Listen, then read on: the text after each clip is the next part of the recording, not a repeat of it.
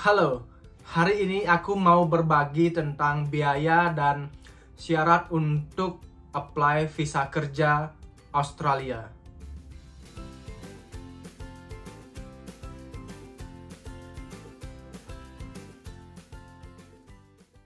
Kalau ngomongin visa Australia, ada banyak banget jenis-jenis visa yang bisa kita apply.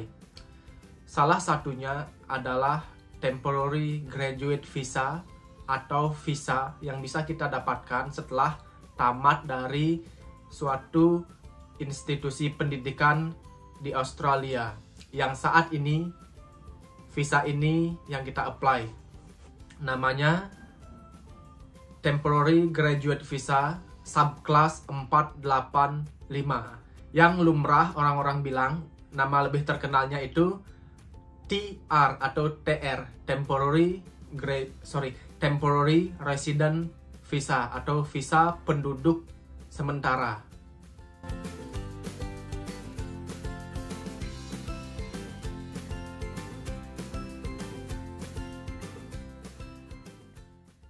Nah, kebetulan aku nggak suka ribet.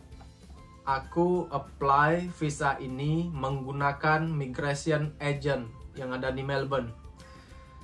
Seperti di video yang pernah aku sebutkan, tips untuk menentukan agent itu benar atau jujur dan enggaknya mungkin bisa dilihat di salah satu faktor mereka ini resmi atau enggak dengan melihat bahwa mereka punya enggak MARN atau Migration Agent Registered Number. Kalau mereka punya, ya setidaknya mereka itu lawfully atau resmi. Aku pakai yang resmi, salah satu migration agent yang ada di Melbourne, Australia. Nah, kita mulai ke biaya dulu ya. Untuk temporary resident visa ini, biaya yang kita habiskan berdua ini sharing tentang aku dengan pacar. Jadi biayanya nanti jadi satu. In total atau total keseluruhan biaya yang aku habiskan untuk visa saja dulu 3.115 atau sekitar 32 juta rupiah dengan rincian sebagai berikut. Kita mulai dari biaya untuk pendaftar visa yang utama, yaitu pacarku, karena dia yang studi, aku hanya sebagai dependent atau pendamping. Jadi untuk pendaftar utama, visa fee-nya itu 1.696,97 sen atau sekitar 17 juta rupiah. Kemudian untuk service fee, agent tersebut menaruh harga $440 atau sekitar 4.400.000 rupiah. Kemudian untuk aku sendiri sebagai dependent atau pendamping, visa fee-nya adalah sekitar $88.48.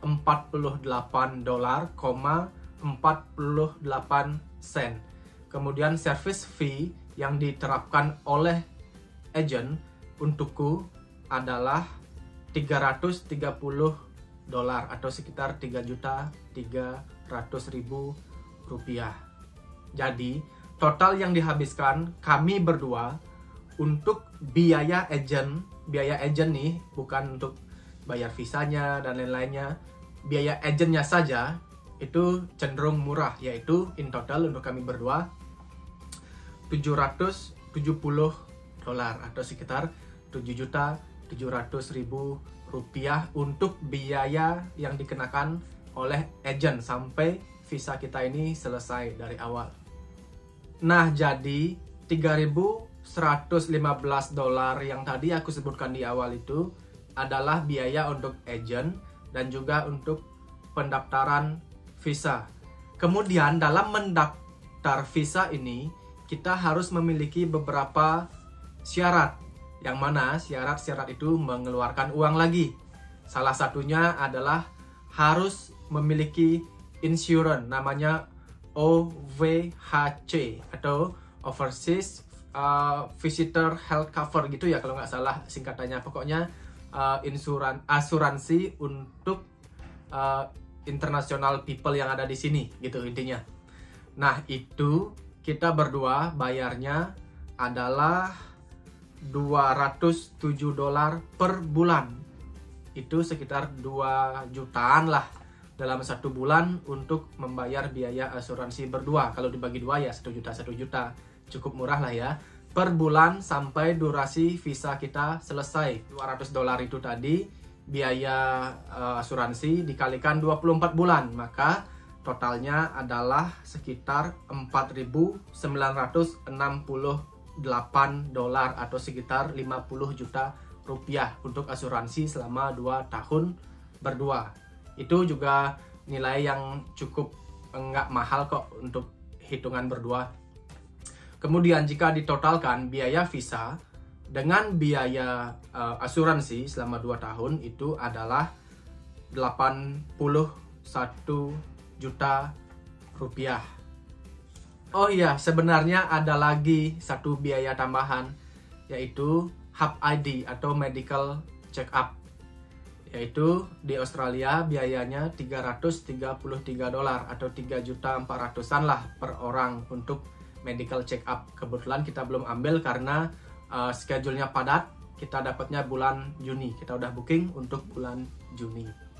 Jadi secara hitungan simple, total semua biaya untuk visa ini adalah 88 juta rupiah. Untuk berdua udah termasuk biaya agent. Seperti aku bilang di awal, biaya agent itu sebenarnya murah. Cuman berapa ya tadi? 7.700.000 rupiah untuk biaya agent. Sisanya kita bayar administrasi untuk pemerintah atau imigrasi.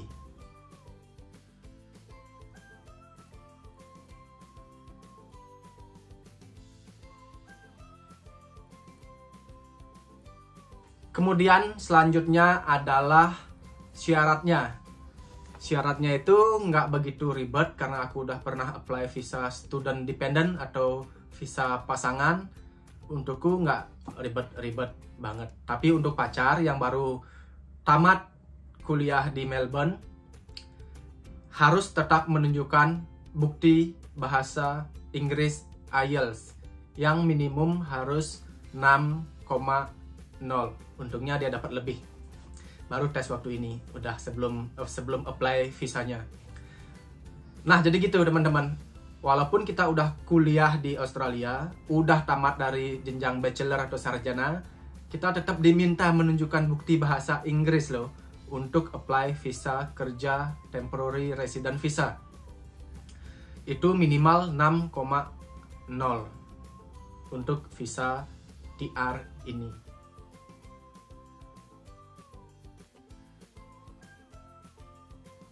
Kemudian di visa itu juga meminta ijazahnya pacar bahwa benar sudah tamat di kampus di Melbourne. Apalagi ya, National Police Clearance atau kalau di Indo apa ya namanya, surat keterangan dari polisi itu kita bisa apply online, dikirim ke alamat rumah kita. Nanti buka pos udah masuk, nggak perlu ribet-ribet. Apa ya lagi, itu aja sih. Sisanya dokumen-dokumen umum. Yang penting setelah tamat dari suatu kampus di Australia, untuk apply visa kerja TR atau temporary resident visa itu harus menunjukkan bukti IELTS 6,0. Itu sih yang terpenting kita tahu. Nah, itu juga mengeluarkan biaya untuk tes IELTS di sini. Harganya mirip-mirip di Indo atau di Bali lah ya, sekitar $3.750.375 di sini kita bayar waktu ini untuk tes IELTS bahasa Inggris. Kalau di Bali dulu aku kalau nggak salah bayarnya sekitar 3 juta lah, beda tipis. Itu juga ada biayanya. Kemudian aku nggak hitung di biaya yang tadi.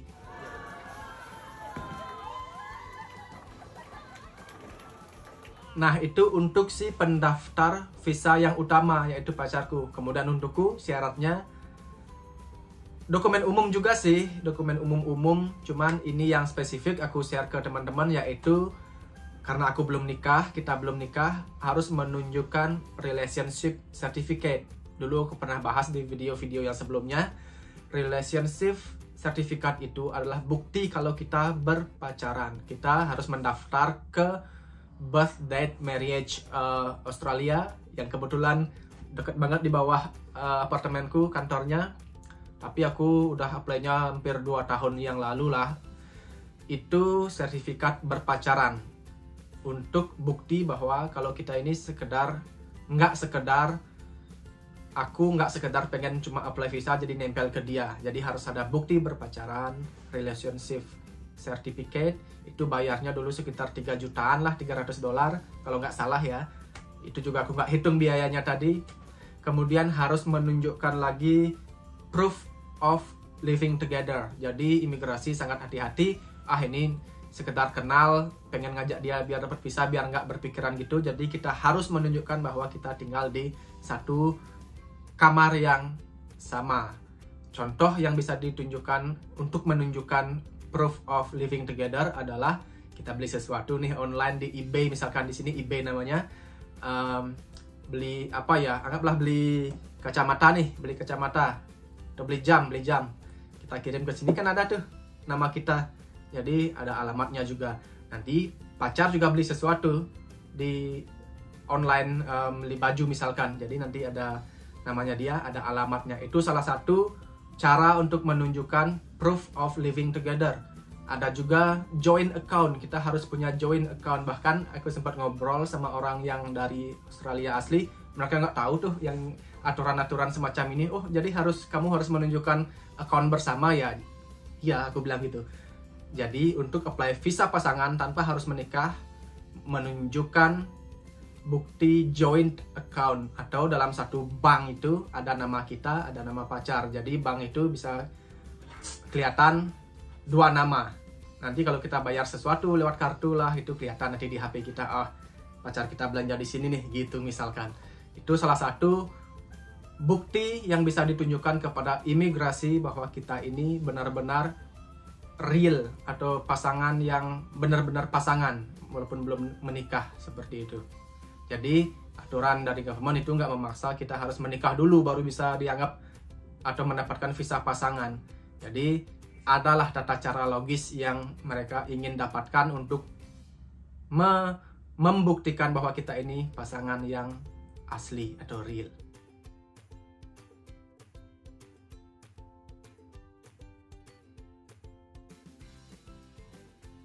Nah, jadi gitu syarat-syarat dan biaya untuk apply visa kerja Australia atau TR, Temporary Resident, yang nama resminya adalah Temporary Graduate Visa, subclass 485 yang durasinya 2 tahun. Nanti setelah ini kita pikirkan lagi gimana dapat visa yang selanjutnya.